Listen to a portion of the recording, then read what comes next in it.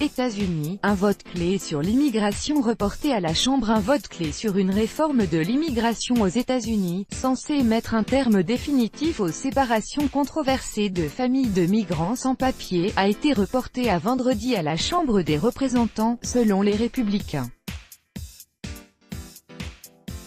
Majoritaire au Congrès mais divisé sur le sujet, les républicains avaient soumis 2 textes au vote ce jeudi.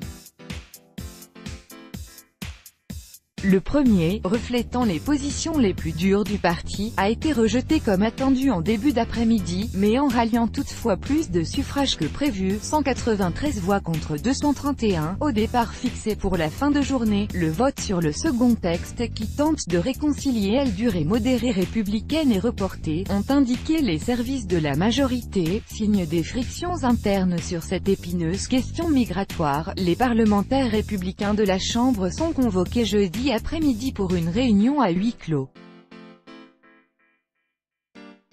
Leur chef, Paul Ryan, a martelé ces dernières semaines qu'il ne voulait pas présenter de texte risquant d'échouer.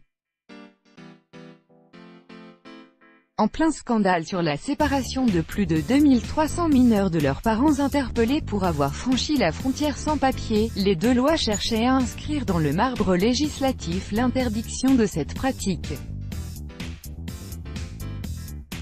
Migrants sur la route des États-Unis. Copyright AFP, Cecilia Sanchez. Les plans républicains collent au décret Trump signé mercredi. Si les enfants ne seront plus séparés de leur famille, c'est parce qu'ils resteront désormais en centre de rétention avec leurs parents pendant la durée des poursuites pénales.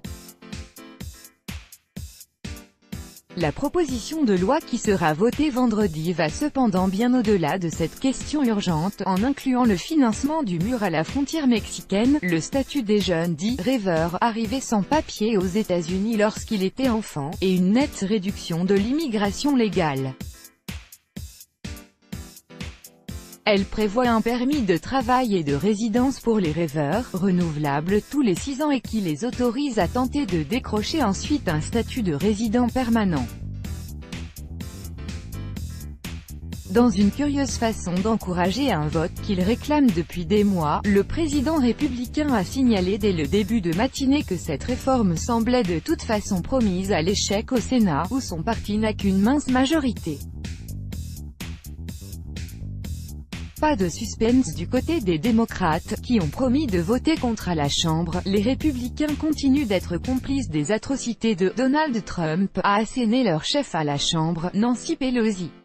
Tout droit de reproduction et de représentation réservé. Copyright 2018, Agence France Presse.